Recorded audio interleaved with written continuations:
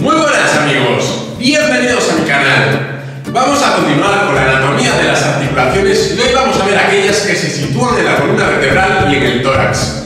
Resumiéndolas, pues voy a hablaros de las articulaciones intervertebrales, las interarticulares, la sacrovertebral, la sacrocoxígea, las atlantoaxoideas, las atlanto-occipitales, las costovertebrales, las esternocostales y por último las intercondrales. Sí, son muchas articulaciones, pero no os preocupéis ya que en la mayoría de ellas las características se repiten. Antes de empezar, quiero que pinches al botón rojo de aquí abajo y que te suscribas a este canal. Una vez dicho todo, empezamos con la lección. En la columna vertebral podemos encontrar principalmente dos tipos de articulaciones entre las vértebras.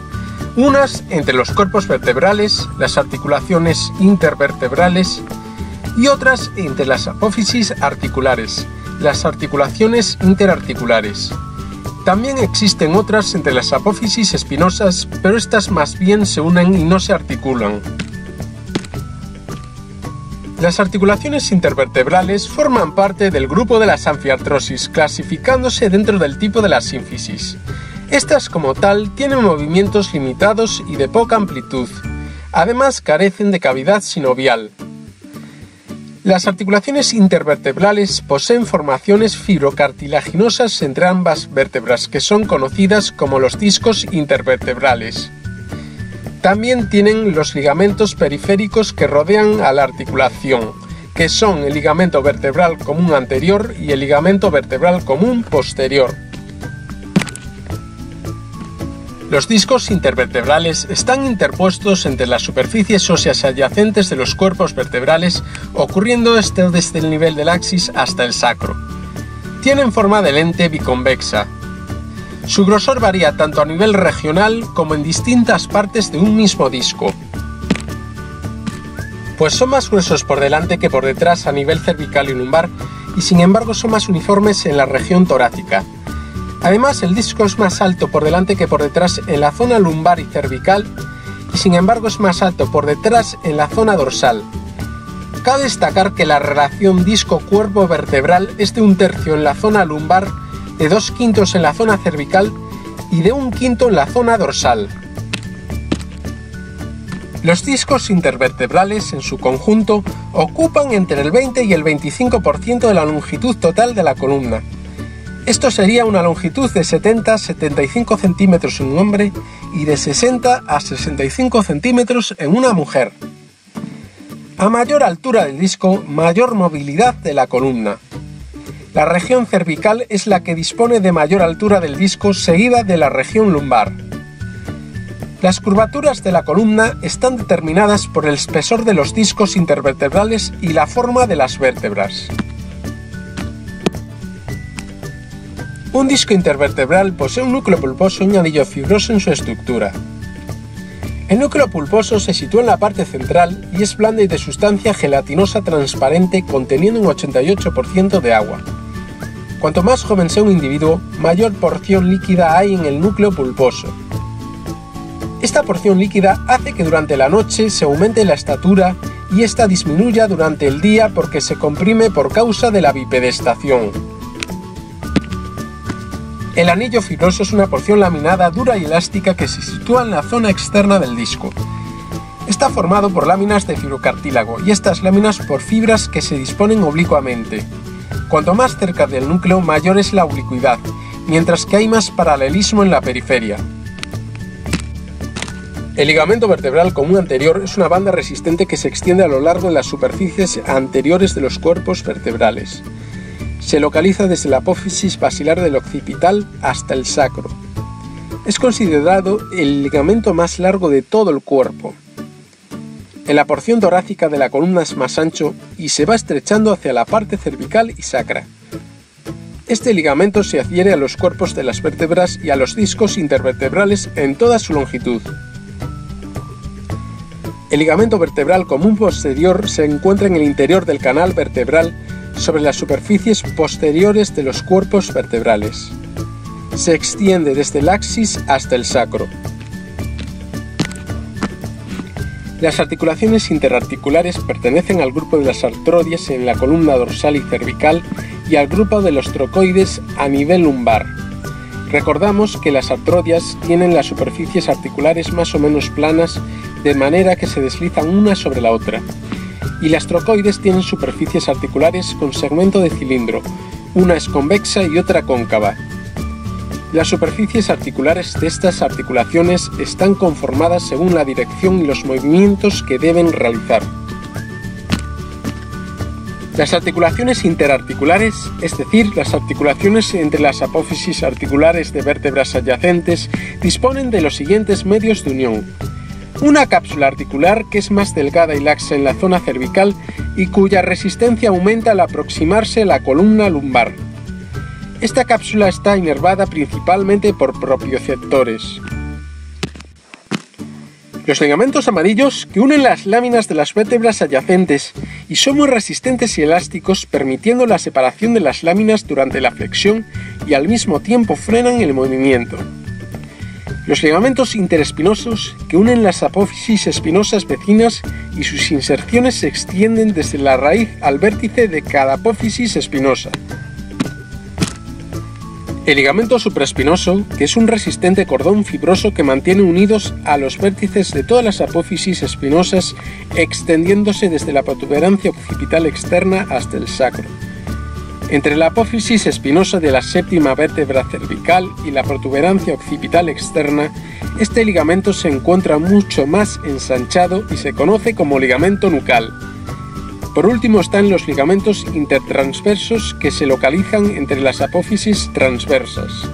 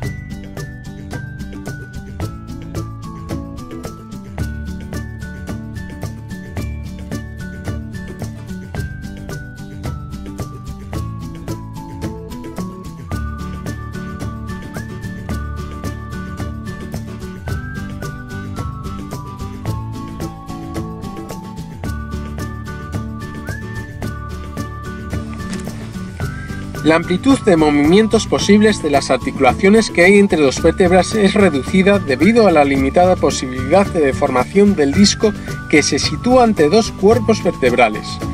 Pero la columna en su conjunto dispone de movimientos más amplios, y estos movimientos son los de flexión o inclinación hacia adelante, extensión o inclinación hacia atrás, flexiones a cada lado, rotación y circunducción.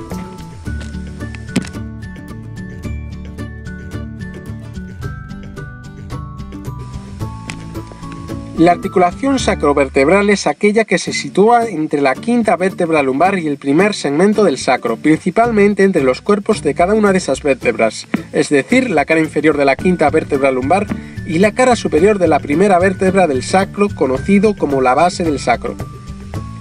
Dispone de un disco intervertebral, de un ligamento posterior, de un ligamento anterior y pertenece al grupo de las anfiartrosis. Entre las apófisis articulares dispone de una cápsula, comportándose ahí a nivel como una artrodia. Dispone de un ligamento sacrovertebral que es único y que se localiza desde la apófisis transversa hasta la base del sacro, y de un ligamento iliolumbar que se localiza desde la apófisis transversa hasta la cresta ilíaca del hueso coxal. La articulación sacrocoxígea es una anfiartrosis del tipo sínfisis que hay entre el vértice del sacro y la base del coxis. Entre los huesos se dispone de un disco fibrocartilaginoso, y esta articulación además está reforzada por ligamentos periféricos que son los ligamentos sacrocoxígeos anterior, posterior y laterales. Al ser una anfiartrosis, esta articulación es poco móvil, pero adquiere gran relevancia durante el parto, ya que los ligamentos permiten que la cabeza del feto empuje al coxis hacia atrás modificando el orificio de la pelvis. Existen también unas articulaciones minoritarias que son las articulaciones intercoxígeas, que son del tipo sínfisis.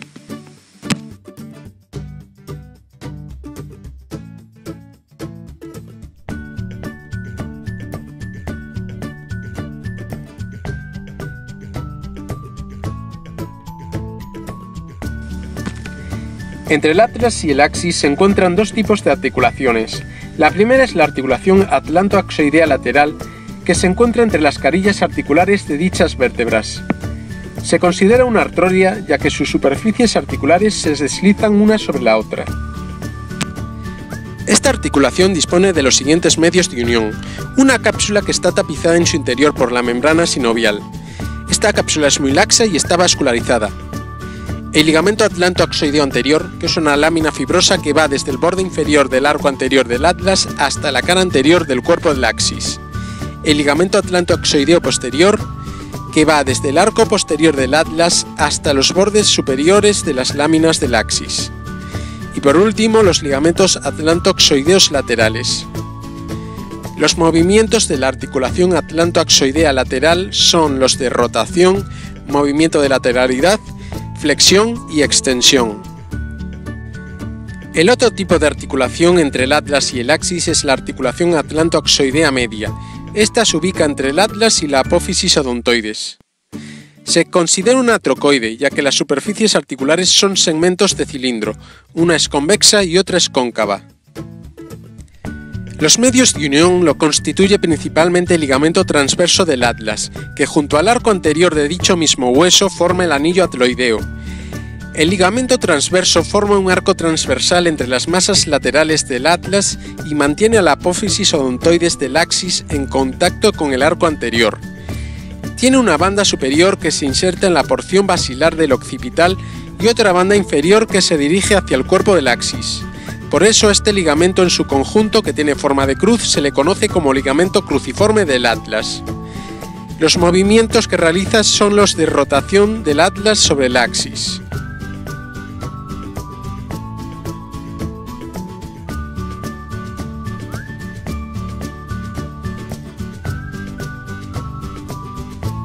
Entre el atlas y el occipital encontramos dos articulaciones atlanto-occipitales. Cada una de ellas está compuesta por la cara superior de las masas laterales del atlas y por uno de los cóndilos del hueso occipital. Entre los medios de unión encontramos los siguientes elementos: las cápsulas fibrosas que rodean los cóndilos del hueso occipital y las caras articulares superiores del atlas, la membrana atlanto-occipital anterior, que está situada entre el borde anterior del agujero occipital y el borde superior del arco anterior del atlas, y la membrana atlanto-occipital posterior, que va desde el borde posterior del agujero occipital hasta el borde superior del arco posterior del atlas. Los movimientos que realizan las articulaciones atlanto-occipitales son los de flexión, extensión y un leve movimiento de inclinación lateral hacia cada lado. El axis y el occipital se encuentran unidos por los siguientes ligamentos: la membrana tectoria, que está dentro del conducto raquídeo y se trata de una banda ancha y resistente que cubre la apófisis odontoides y sus ligamentos. Los ligamentos alares, que son dos cordones redondeados y resistentes que comienzan a cada lado de la porción superior de la apófisis odontoides y van hacia las caras laterales de los cóndilos del occipital. Y el ligamento apical, que se extiende desde el vértice de la apófisis odontoides hasta el borde anterior del agujero occipital.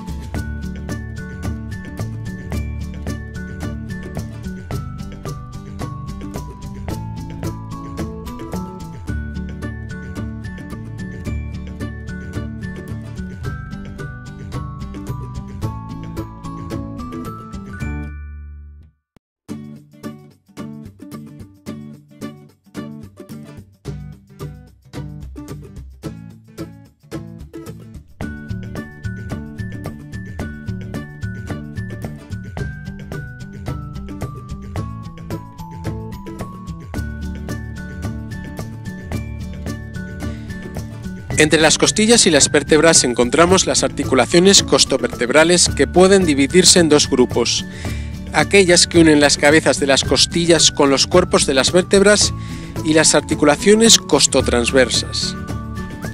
El primer grupo son las articulaciones de las cabezas de las costillas típicas con las caras laterales de los cuerpos de las vértebras dorsales adyacentes y los discos intervertebrales situados entre ellos. Las costillas primera, décima, undécima y duodécima se articulan con una única vértebra.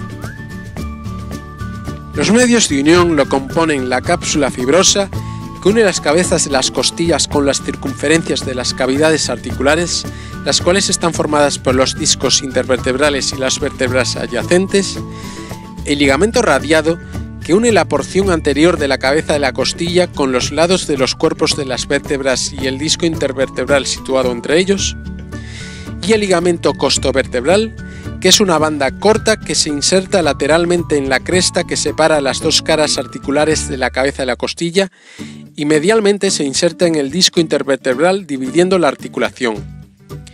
Los movimientos de este tipo de articulación son insignificantes y son de deslizamiento. Los otros tipos de articulaciones entre costillas y vértebras son las costotransversas. En ellas, la porción articular del tubérculo de una costilla se articula con la apófisis transversa de la vértebra que le corresponde numéricamente. En las costillas undécima y duodécima esta articulación no existe. Se encuentra reforzada por una cápsula fibrosa que se inserta en la circunferencia de las superficies articulares, el ligamento costotransverso superior, que va desde el cuello de una costilla hasta la cara inferior de la apófisis transversa, y el ligamento costotransverso lateral, que es un fascículo corto y resistente que une el vértice de la apófisis transversa con el tubérculo de la costilla adyacente. Los movimientos de las articulaciones costotransversas tratan de deslizamientos sobre las superficies articulares.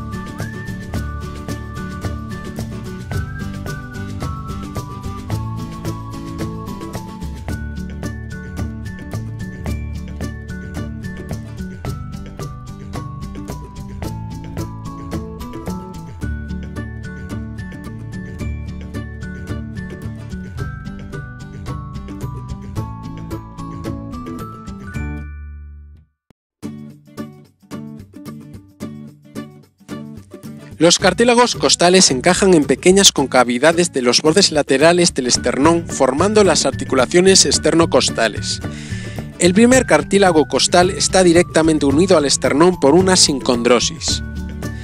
En cambio, los cartílagos de la segunda hasta la séptima costilla se articulan con el borde lateral del esternón mediante articulaciones de tipo sinovial.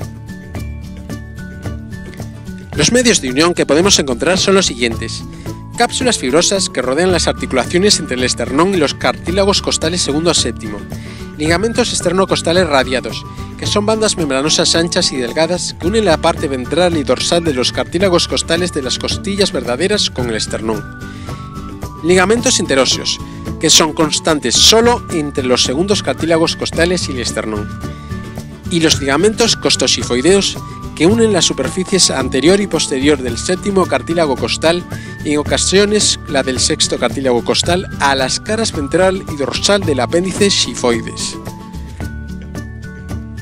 Por último encontramos a las articulaciones intercondrales, que están formadas porque los bordes contiguos de los cartílagos costales sexto y séptimo, séptimo y octavo y noveno, se articulan uno con otro por medio de caras lisas y rectangulares. Cada una de estas articulaciones está encerrada en una pequeña cápsula fibrosa que está cubierta por una membrana sinovial y está reforzada tanto lateralmente como medialmente por ligamentos intercondrales que van de un cartílago a otro.